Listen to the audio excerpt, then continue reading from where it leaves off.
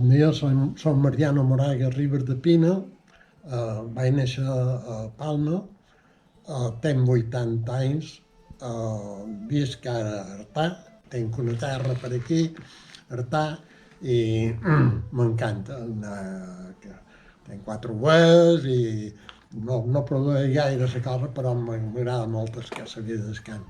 Escric amb relativa freqüència articlets als diaris i a la revista d'Artà i altres revistes, llegeix bastant, pertaneix a l'obra cultural balear, que és la defensa de la llengua, el territori i la cultura mallorquina. El primer de tot és que jo me'n vaig anar l'any 69 al Perú, amb un compromís de 5 anys d'estar allà, prorrogable o no. I vaig estar 5 anys i dels 5 anys vaig sortir de capellà. I als 7 anys me vaig casar amb una peruana. I aquí comença la mescla, no? Jo quan me demanen «I tu d'on ets?» Dic jo som una espècie d'empelt de peruà amb mallorquí. El vincle amb lo mallorquí estava perquè vivies en mallorquí. Per ventura, quan arribava qualcú i duia sobrassada, fèiem una vella de sobrassada. Si hi havia monges que cuinaven, podien fer un coca-rois o una cosa així, però no era tan freqüent, no? Perquè per ventura en aquella època que hi havia tot allò, la teologia, la lliberació i l'inserció dins els moviments polítics i era un moment de vida política molt intensa. Són els anys jo quan vaig arribar hi havia una revolució al Perú, no? Que era en Velasco Astete. Els sentiments respecte a Espanya, bàsicament, són ambivalents.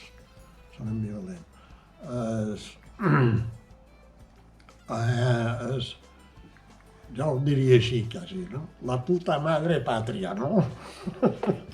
O sigui, hi ha una mescla de com admiració i ràbia, no?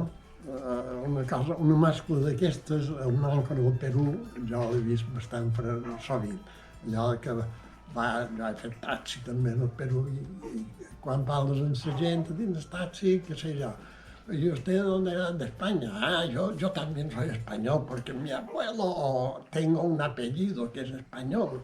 Clar que això te fa interessant, te fa més important, no? Però per altra part, explotaron i aquesta mescla molt freqüent, no?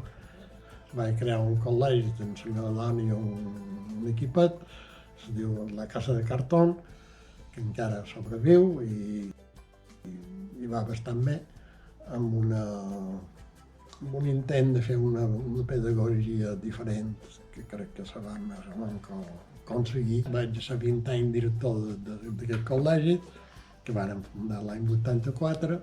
A Lima vaig estar la resta del temps, però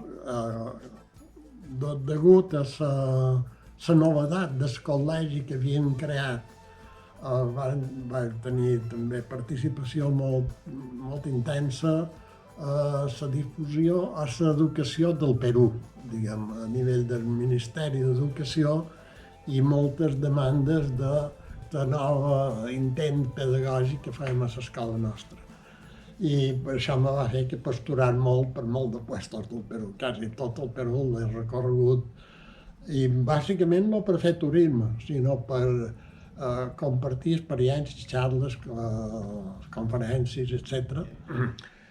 Concretamente en el Perú, ya te digo, hay el quechua, que era mayoritario en la sierra peruana, en todos los Andes, desde Ecuador hasta Chile, ¿no? Que hablaban quechua. Y además hay cosas similares en el sentido de que, así como los mallorquines durante bastante tiempo, y ahora todavía bastantes, tienen un sentimiento de inferioridad lingüística, de considerar que su lengua es menos valiosa que el castellano, ¿no? vergüenza lingüística. Y en el Perú, los quechuas, que son normalmente de la sierra, de los Andes, bajar a la ciudad, a Lima o esto, ja no quieren hablar quechua. Ja fa 17 anys que no hi som a l'escola, vaig ser director 20 anys, i bé, això és una altra cosa, que si has d'ensenyar a nens peruans, has de ser peruà, diguem, d'alguna manera, no? Has de viure les inquietuds, les maneres de ser. Per això és que, però això no lleva que jo sempre la mallorquina ja la duia aferrada. I aquí m'ha trobat bé. Ara, no enyora el Perú, mira per on. No? Jo hi vaig cada any perquè tinc els fills allà i ara la dona és, jo me n'hi vaig el dia 4 de desembre i allà estaré 2 mesos, però ara som aquí a Xerta. Llavors, avui te regalaré un llibre que vaig escriure precisament com una autobiografia d'infància i que el vaig escriure al Perú. D'una vegada que vaig venir a Mallorca, s'havia mort mon pare, i feren funerals, tenien aquí a Artà, a Sant Jordi, a Palma, feren funerals, i jo, després de molts anys, vaig tornar a veure gent que fa anys que no veig.